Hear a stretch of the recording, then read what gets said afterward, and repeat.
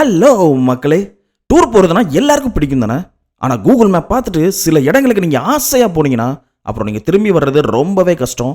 உலகத்தில் இருக்கிற மிக விசித்திரமான அதே சமயம் பயங்கரமான ஒரு 10 இடங்களை நீங்கள் லிஸ்ட் அவுட் பண்ணியிருக்கிறோம். கடைசி இடம் இருக்குதே, அது உண்மையாகவே ஒரு நரகம் தான். வாங்க வீடியோக்குள்ளே போகலாம். நான் உங்கள் ராஜா. Welcome to history mystery. மக்களே, நம்ம லிஸ்ட்ல 10வது இடத்துல இருக்கிறது நம்ம இந்தியாவுக்கு சொந்தமான அந்தமான் தீவு கூட்டத்தில் இருக்கிற நார்த் சென்டினல் ஐலாண்டு தான். மக்களே, இங்க இருக்கிற விஷயம் என்னன்னா, இன்னைக்கு நம்ம 5G AI ராக்கெட்னு வாழ்ந்துட்டு இருக்கிறோம். ஆனா அந்த தீவுல இருக்கிற மக்கள் இன்னும் கற்காலம், அதாவது ஸ்டோன் ஏஜ்ல தான் வாழ்ந்துட்டு இருக்காங்க. சரி, யார் தான் இவங்க அப்படின்னு பார்த்தா, இங்க இருக்கிற பழங்குடியினரை சென்டினலீஸ் அப்படின்னு சொல்றாங்க. இவங்களுக்கு விவசாயம் தெரியாது, நெருப்பை எப்படி உருவாக்குறது கூட தெரியாது அப்படின்ற மாதிரி ஒரு பேச்சு இருக்குது. ஆனா இவங்க வேட்டையாடுறதுல செம கில்லாடிங்க. வெளி உலகத்துல இருந்து யாரும் இங்க வர்றதை அவங்க சுத்தமா விரும்புறதே இல்லை. சரி, ஏன் அங்க போக முடியாது அப்படின்னு பார்த்தா, இந்த தீவோட 5 கிலோமீட்டர் தூரத்துக்குள்ள யாராவது போனா அங்க இருந்த அம்புகள் வந்து உடனே அவங்க மேல பாயும். 2006ல் 2 மீனவர்கள் தெரியாம அந்த தீவு பக்கம் போனப்போ அவங்கள அந்த பழங்குடியினர் கொல்லவே செஞ்சிட்டாங்க. 2018ல் ஜான் ஆலன் சாவ் அப்படின்ற ஒரு அமெரிக்கர் அங்க இருக்கிறவங்களுக்கு மத போதனை பண்ணணும்னு ஆசையா போனாரு. ஆனால் அவர் அங்கே இருந்து உயிரோடவே வரல. இதை பற்றி கவர்மெண்ட் என்ன சொல்லுதுன்னு பார்த்தீங்கன்னா, இந்திய அரசாங்கம் அந்த தீவை சுற்றி ஒரு பெரிய எல்லை போட்டு யாரும் உள்ளே போகக்கூடாதுன்னு தடை பண்ணியிருக்கிறாங்க.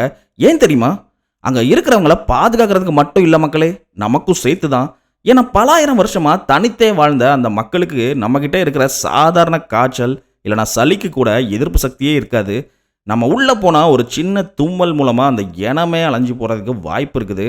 உண்மையான மர்மம் என்ன தெரியுமா? இன்னைக்கு வரைக்கும் அந்த தீவில் எத்தனை பேர் இருக்கிறாங்க, அவங்க என்ன மொழி பேசுகிறாங்க, அவங்க கலாச்சாரம் தான் என்ன, இது எதுவுமே யாருக்கும் தெரியாது மக்களே. சேட்டலைட் ஃபோட்டோஸ் மட்டும்தான் நம்மக்கிட்ட இருக்குது. உலகத்தில் இன்றைக்கும் யாராலையும் எக்ஸ்ப்ளோர் பண்ண முடியாத சில இடங்களில் இதுவும் ஒன்று. எவ்வளவோ டெக்னாலஜி வளர்ந்தோம், நம்ம பக்கத்துலேயே நம்ம கூட சேராமல் ஒரு தனி உலகம் இயங்கிட்டு இருக்குது அப்படின்னு நினைக்கும் போதே செம த்ரில்லிங்காக இருக்குல்ல. இந்த தீவுக்கு போக உங்களுக்கு சான்ஸ் கிடைச்சா நீங்கள் போவீங்களா? உயிர் பயம் இல்லைனா மட்டும் சொல்லுங்க. நம்ம லிஸ்ட்ல 9வது இருக்கிறது பிரேசில் நாட்டில் இருக்கிற இல்காடா கியூமாடா கிராண்டே. ஆனால் உலகமே இதை பயத்தோட கூப்பிடுற பேர் என்ன தெரியுமா? Snake island. இது ரொம்பவே ஆபத்தான ஒரு ஐலாண்ட். ஏன் அங்கே அவ்வளோ ஆபத்து தெரியுமா? பொதுவாக ஒரு தீவுனா அங்கே அழகான செடி கொடி பறவைகள் இருக்கும் தான் நம்ம நினைப்போம், கரெக்டாக. ஆனால் இங்கே நீங்கள் கால் வச்சா உங்கள் காலில் மிதிப்படுறது தரையாக இருக்காது, ஒரு பாம்பாக தான் இருக்கும். ஒரு கணக்குப்படி பார்த்தா இங்கே ஒவ்வொரு சதுர மீட்டருக்கும் 1லேருந்து 5 பாம்புகள் வரைக்கும் இருக்குமா. அதாவது நீங்கள் ஒரு எட்டு எடுத்து வச்சா சுற்றி 5 பாம்புகள் உங்களை அட்டாக் பண்ண தயாராக இருக்கும். இங்கே இருக்கிறது சாதாரண பாம்புகள்லாம் இல்லை மக்களே.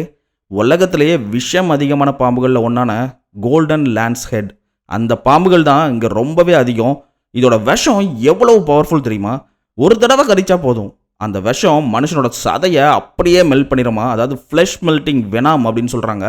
கடிச்ச சில மணி நேரத்தில் கிட்னி ஃபெயிலியர், மூளையில் ரத்த கசிவுன்னு மரணம் கண்டிப்பாக நிச்சயம். சரி மக்களே, இப்போ எல்லாருக்கும் ஒரு கொஸ்டின் இருக்கும், இந்த பாம்புகள் மட்டும் எப்படி இங்கே வந்துச்சு? அதாவது பல ஆயிரம் வருஷத்துக்கு முன்னாடி கடல் மட்டம் உயர்ந்தப்போ இந்த தீவு மெயின்லேண்ட்ல இருந்து தனியாக பிரிஞ்சு வந்துருச்சு.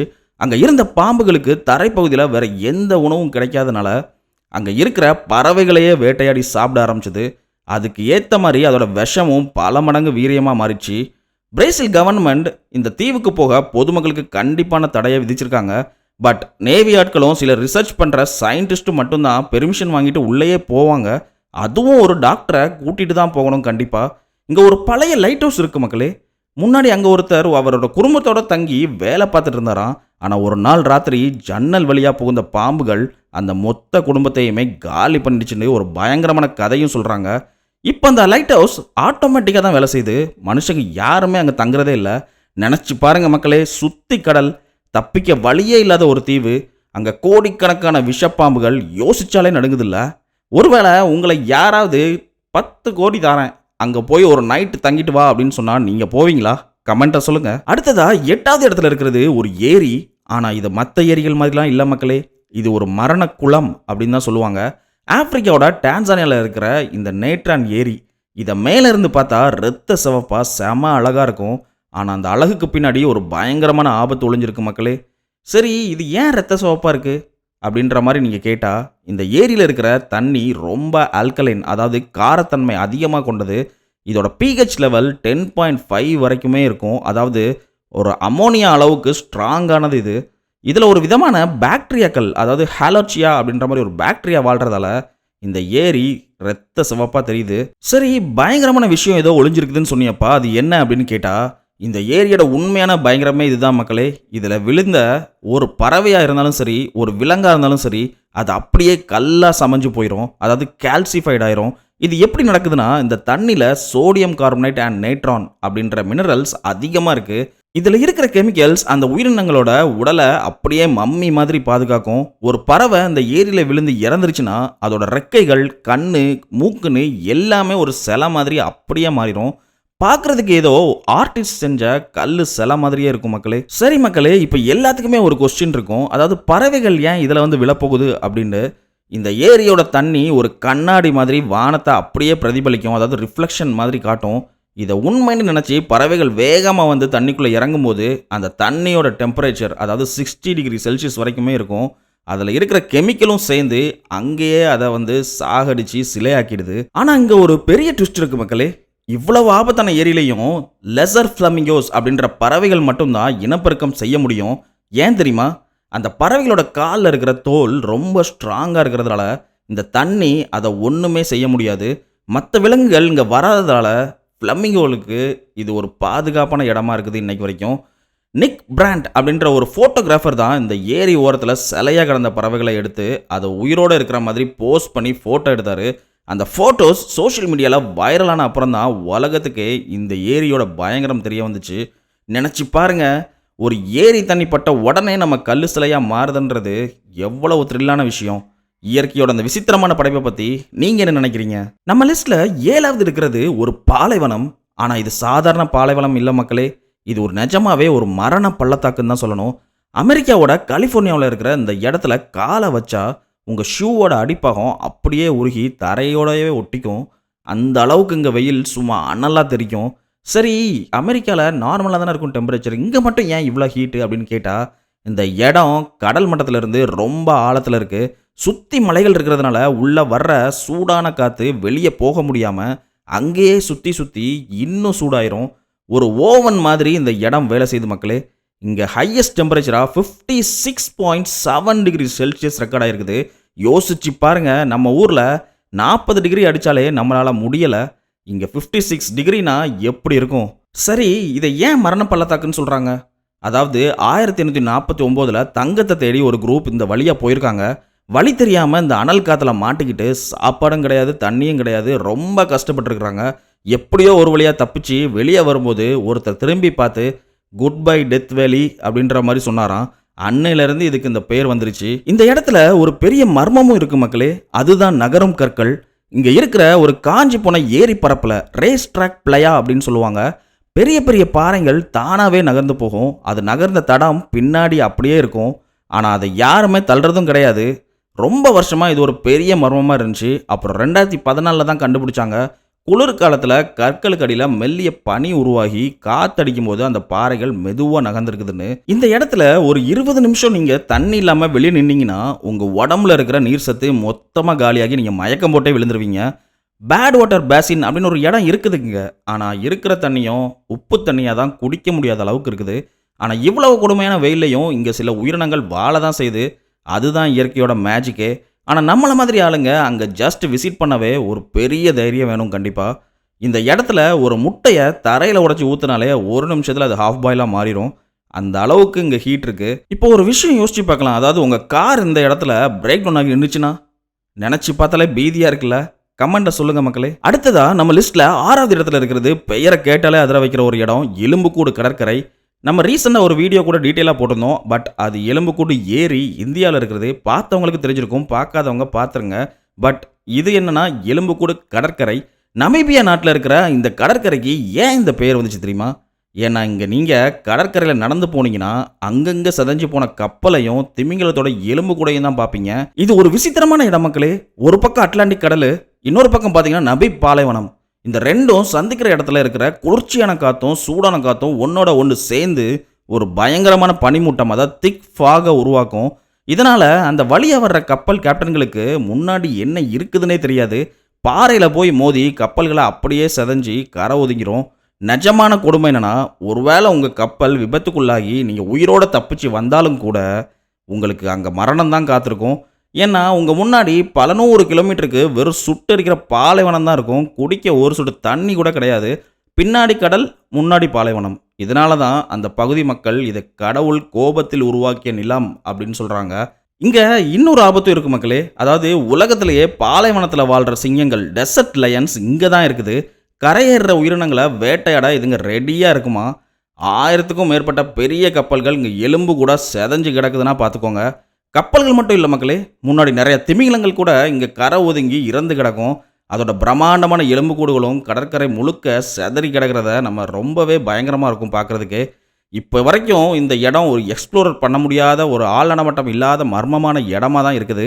யோசிச்சு பாருங்க, ஒரு பக்கம் கடல், ஒரு பக்கம் முடிவே இல்லாத பாலைவனம், நடுவில் நீங்கள் மட்டும் தனியாக மாட்டிக்கிட்டா நினச்சாலே ஸ்க்ரீன் ப்ளே வேறு லெவலில் போகுதில்ல. ஒருவேளை நீங்கள் அங்கே போனால் அந்த பழைய கப்பல்களில் புதையலை தேடுவீங்களா? கமெண்டில் சொல்லுங்கள். அடுத்ததா 5வது இடத்துல இருக்கிறது ஒரு மலை. என்னப்பா மலைக்கெல்லாம் தடை விதிப்பாங்களா அப்படின்னு கேட்காதீங்க. ஏன்னா இது ஒரு சாதாரண மலை இல்லை மக்களே. உலகத்திலே மிக மோசமான வெதர் இருக்கிற இடம் இதுதான்.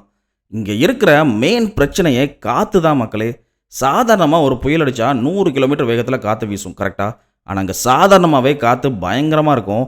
ஏன் அப்படி சொல்கிறேன்னா, 1934 இங்கே பதிவான காற்றோட வேகம் எவ்வளோ தெரியுமா? மணிக்கு 372 கிலோமீட்டர். யோசிச்சு பாருங்க, ஒரு மனுஷனை அப்படியே பேப்பர் மாதிரி தூக்கிட்டு போய் எங்கேயோ வீசிடும். நீங்கள் அங்கே நிற்கிறதே ஒரு பெரிய சவாலாக தான் இருக்கும். காற்று மட்டும் தான் அங்கே பிரச்சனையா அப்படின்னு கேட்டால் சத்தியமாக இல்லை. இங்கே இருக்கிற குளிரும் உயிரை எடுத்துரும். குளிர்காலத்தில் இங்கே டெம்பரேச்சர் -40°C வரைக்கும் போகுமா. அதுவும் அந்த அதிவேக காற்று கூட சேரும்போது விண்ட் சில் ஆகி அது -75° மாதிரி உங்கள் உடம்புக்கு தெரியும். அந்த நேரத்தில் உங்கள் தோலில் ஒரு சின்ன பகுதி வெளியே தெரிஞ்சால் கூட அடுத்த சில செகண்டில் ஃப்ரோஸ்ட் பைட் ஆகி அந்த இடமே மறத்து போயிடும் மக்களே. சரி மக்களே, இந்த இடம் ஏன் இவ்வளோ ஆபத்தாக இருக்குது அப்படின்னு பார்த்தோன்னா, இந்த மலை இருக்கிற லொக்கேஷன் அப்படி மக்களே. அதாவது அட்லாண்டிக் கடல் மற்றும் மத்திய பகுதியிலிருந்து வர்ற காற்று எல்லாம் ஒன்றா சேர்ந்து இந்த மலையை ஒரு ஃபனல் மாதிரி அட்டாக் பண்ணும். இதனால தான் இங்கே வெதர் எப்போ எப்படி மாறும்னே தெரியாது. திடீர்னு பனிப்புயல் வரும், திடீர்னு காற்று பயங்கரமாக வீசும். இது வரைக்கும் 160க்கும் மேற்பட்டவங்க இந்த மலையில் விபத்தில் சிக்கி இறந்தே போயிருக்கிறாங்க. இதில் ஆச்சரியமான விஷயம் என்னன்னா, இங்கே இருக்கிற ஒரு அப்சர்வேட்டரியில் சயின்டிஸ்ட் வருஷம் முழுசும் தங்கி ரிசர்ச் பண்ணிட்டு தான் இருக்கிறாங்க. அவங்க வெளியே வர்றதே ஒரு அட்வென்ச்சர் படம் மாதிரி தான் இருக்கும் அப்படின்னு சொல்கிறாங்க. நீங்கள் ஒரு பில்டிங் கதவை திறந்தால் கூட அந்த பக்கம் காற்று உங்களை உள்ளே தள்ளிடும். நீங்கள் ஒரு சூப்பர்மேன் மாதிரி காற்றுல பறக்கணும்னு ஆசைப்பட்டால் அங்கே போகலாம். ஆனால் அங்கே போனால் அடுத்த நிமிஷமே நீங்கள் ஐஸ் கட்டியாக மாறிடுவீங்க. இந்த மாதிரி ஒரு இடத்துல ஒரு நைட் தங்குறதுக்கு உங்களுக்கு எவ்வளோ தைரியம் வேணும்? நம்ம லிஸ்ட்டில் 4வது இடத்துல இருக்கிறது பூமியில் இருக்கிறதுலையே ரொம்ப கொடுமையான ஒரு இடம். எத்தியோப்பியாவில் இருக்கிற டானா ஹில் டெசர்ட் சயின்டிஸ்ட் எல்லாம் இதை ஹெல் ஆன் எர்த், அதாவது பூமியின் நரகம்னு தான் கூப்பிடுவாங்க. அப்படி அங்கே என்ன தான் இருக்குது? அங்கே ஆவரேஜ் டெம்பரேச்சரே 35°C மேலே தான் இருக்கும் மக்களே. சில சமயம் 50°C அசால்ட்டாக தாண்டிடும். ஆனால் வெயில் மட்டும் இங்கே பிரச்சனை இல்லை மக்களே. அங்கே இருக்கிற நிலத்துக்கடியில் எப்போவுமே எரிமலை குழம்புகள், அதாவது மேக்மா கொதிச்சுக்கிட்டே தான் இருக்கும். அதனால் நீங்கள் வைக்கிற ஒவ்வொரு அடியும் ஒரு நெருப்பு துண்டு மேலே வைக்கிற மாதிரி தான் இருக்கும். அது மட்டும் இல்லை, இங்கே இருக்கிற ஒரு விசித்திரமான விஷயம், டல்லால் அப்படின்ற ஒரு இடம் பார்க்குறதுக்கு செம்ம கலர்ஃபுல்லாக எல்லோ அண்ட் க்ரீன் இடத்துல அழகாக இருக்கும். ஆனால் அந்த அழகை பார்த்து ஏமாறவே செஞ்சிடாதீங்க மக்களே. அந்த பச்சை கலரில் இருக்கிறது தண்ணி இல்லை, அது கொதிக்கிற கந்தக அமிலம், அதாவது சல்ஃபியூரிக் ஆசிட். அதில் ஒரு துளி உங்கள் மேலே பட்டால் கூட சதை அப்படியே கருகிரும். அந்த ஏரியிலிருந்து வர நச்சு புகையை சுவாசிச்சாலே மனுஷங்க செத்தே போயிடுவாங்க. அது மட்டும் இல்லாமல் இங்கே இருக்கிற காற்றுல ஆக்சிஜன் லெவல் ரொம்ப கம்மியாக இருக்கும். அதுக்கு பதிலாக சல்ஃபர் டை ஆக்சைடு போன்ற விஷ வாயுக்கள் தான் அதிகமாக இருக்கும். ஒரு நிமிஷம் நீங்கள் மாஸ்க் இல்லாமல் அங்கே இருந்தீங்கன்னா உங்கள் நுரையீரல், அதாவது லங்ஸு அப்படியே பொசுங்கி போயிடும். இவ்வளவு கொடுமையான இடத்துலையும் அஃபார் அப்படின்ற இன மக்கள் வாழ தான் செய்கிறாங்க மக்களே. அவங்க அங்கே இருக்கிற உப்பை கையாலேயே வெட்டி எடுத்து அதை ஒட்டகத்தில் ஏற்றி கொண்டு வந்து விற்று வாழ்ந்துட்டு இருக்கிறாங்க. அவங்க உடம்பு அந்த சூழலுக்கு பழகிடுச்சுனாலுமே அவங்க வாழ்க்கை ஒவ்வொரு நாளும் ஒரு போராட்டம் தான். அங்கே போகிறதுக்கு ஒரு பெரிய ஆர்மியே பாதுகாப்புக்கு வரணும். ஏன்னா அங்கே இயற்கை மட்டும் பிரச்சனை இல்லை, சில உள்ளூர் எல்லை பிரச்சனைகளும் ஆபத்தாகவே இருக்குது. பார்க்குறதுக்கு வேற ஏதோ கிரகம் மார்ஸ் மாதிரி இருக்கிற இந்த இடத்துக்கு போய் ஒரு செல்ஃபி எடுக்க போவீங்களா, இல்லை ஆளை விடுங்கப்பா அப்படின்ற மாதிரி ஓடிடுவீங்களா? கமெண்ட்டில் சொல்லுங்கள் மக்களே. இது வரைக்கும் அனல் பறக்கிற இடங்களை பார்த்தோம். இப்போ அப்படியே ஆப்போசிட்டாக உங்களை ஐஸ் கட்டியாக மாற்றுற இடத்துக்கு போவோம். அதாவது ரஷ்யாவோட சைபீரியாவில் இருக்கிற பகுதியில் ஒய்மியாகான் அப்படின்ற ஒரு ஊர் இருக்குது. அதான் 3வது இடத்துல நம்ம பார்க்க போகிறோம். இங்கே குளிர்னா சும்மா இல்லை மக்களே, அது மரண குளிர். சாதாரணமாக நம்ம ஊட்டி கொடைக்கானல் போனால் எப்படி இருக்கும்? 10°C போனாலே நம்ம நடுங்கி போயிடுவோம் கரெக்டாக. ஆனால் அங்கே ஆவரேஜ் டெம்பரேச்சரே -50 டிகிரி செல்சியஸ் தான். 1944ல் இங்கே பதிவான மிக குறைந்த டெம்பரேச்சர் எவ்வளோ தெரியுமா? -71.2 டிகிரி செல்சியஸ். இந்த லெவலில் குளிர் இருந்தால் என்ன ஆகும்னு யோசிச்சு பாருங்க. இங்கே ஒரு விசித்திரமான விஷயம் நடக்கும் மக்களே. நீங்கள் வெளியே நின்று எச்சில் துப்புனீங்கன்னா அது தரையில் விழுறதுக்குள்ளேயே காற்றுல ஐஸ் கட்டியாகவே மாறிடும். அதே மாதிரி நீங்கள் கொதிக்கிற சுடு தண்ணியை எடுத்து அப்படியே வானத்தில் ஊற்றுறீங்கன்னு வைங்க, அது தண்ணியாக கீழே வராது, ஸ்னோ டஸ்ட், அதாவது பனி புகையாக தான் மாறி விழும் கீழே. அது மட்டும் இல்லை மக்களே, இங்கே கார் வச்சுருக்கவங்க படுற கஷ்டம் இருக்கே, அது வேற லெவலுன்னு தான் சொல்லணும். ஒரு தடவை நீங்கள் கார் ஸ்டார்ட் பண்ணிட்டா அன்னைக்கு முழுக்க ஆஃப் பண்ணவே மாட்டாங்க. ஏன்னா ஒரு தடவை ஆஃப் பண்ணிட்டா அந்த குளிருக்கு இன்ஜின் ஆயில் அப்படியே உறைஞ்சு போயிடும். அப்புறம் காரை ஸ்டார்ட் பண்ணுறதுக்கு பதிலாக நெருப்பு வச்சு தான் சூடு பண்ணணும். இங்கே தரை கூட எப்பவும் பாறை மாதிரியே உறைஞ்சு போயிருக்கிறதுனால விவசாயம் பண்ணுறங்கிறது ரொம்ப முடியாத காரியம். இங்கே இருக்கிற மக்கள் பெரும்பாலும் குதிரை இறைச்சி, மீன், அப்புறம் பால், அந்த மாதிரி பொருட்கள் தான் சாப்பிட்றாங்க. மீன் பிடிக்க போனால் கூட தண்ணியிலேருந்து மீனை வெளியே எடுத்த சில செகண்டில் அது கல் மாதிரி மாறி ஐஸ் கட்டியாகவே ஆயிரும். நீங்கள் ஒரு கண்ணாடி போட்டுட்டு வெளியே போனீங்கன்னா வைங்க, அந்த ஃப்ரேம் அப்படியே உங்கள் முகத்தோட ஒட்டிக்கும். அதை நீங்கள் கலத்தும் போது தோலோட சேர்ந்து வர்றதுக்குமே வாய்ப்பு இருக்குது. அதே மாதிரி பேனாவில் இருக்கிற ஒரு இங்கு கூட உறைஞ்சு போயிடும். பேட்டரிகள் எல்லாம் சீக்கிரம் ட்ராப் ஆயிரும். இவ்வளவு கஷ்டம் இருந்தாலும் இங்கே இன்றைக்கும் 500க்கும் மேற்பட்ட மக்கள் வாழ்ந்துட்டு தான் இருக்கிறாங்க. ஆனால் அங்கே இருக்கிற ஸ்கூலுக்கு எப்போ தெரியுமா லீவ் விடுவாங்க? டெம்பரேச்சர் -55 டிகிரி செல்சியஸ்க்கு கீழே போனால் மட்டும்தான். நம்ம ஊரில் ஒரு மழை பெஞ்சாலே லீவ் விடுற மாதிரி அங்கெல்லாம் கிடையாது. இந்த ஊரில் உங்களால் ஒரு வாரம் வாழ முடியுமா? கமெண்ட்ல சொல்லுங்க. அடுத்ததா 2வது இடத்துல என்ன இருக்குன்னு பார்க்கலாம். மக்களே, இதுவரைக்கும் நம்ம இயற்கையோட ஆபத்துகளை பார்த்தோம் கரெக்டா? ஆனால் இப்போ நம்ம பார்க்க போகிறது ஒரு சபிக்கப்பட்ட தீவு. இத்தாலியில் இருக்கிற வெனிஸ் நகரத்துக்கு பக்கத்திலே இருந்தும் யாருமே போக பயப்படுற ஒரு இடம் தான் இந்த பொவெக்லியா தீவு. ஏன் தெரியுமா? 1700 ஆண்டுகளில் ஐரோப்பியா முழுக்க பிளேக் நோய் ஒரு பெரிய சுனாமியாக வந்துச்சு. அப்போ நோயால் பாதிக்கப்பட்ட ஆயிரக்கணக்கான மக்களை இத்தாலி கவர்மெண்ட் இந்த தீவுக்கு கொண்டு வந்து தனிமைப்படுத்தினாங்க. அங்கே போகிறவங்க யாரும் உயிரோட திரும்பி வரவே இல்லை. ஒரு கட்டத்தில் நோய் பரவாமல் இருக்கணும் அப்படின்றதுக்காக அங்கே இருந்த மக்களை குழி தோண்டி புதைக்காம மொத்தமாக போட்டு உயிரோடு எரிச்சாங்க. ஒரு கணக்குப்படி பார்த்தா 1,60,000 பேரோட சாம்பலும் எலும்புகளும் அந்த தீவோட மண்ணாக இன்னைக்கு வரைக்கும் இருக்குது. அங்கே இருக்கிற மண்ணை எடுத்து பார்த்தா அதில் 50% மனுஷ சாம்பல் தான் இருக்கும் அப்படின்ற மாதிரி சொல்கிறாங்க மக்களே.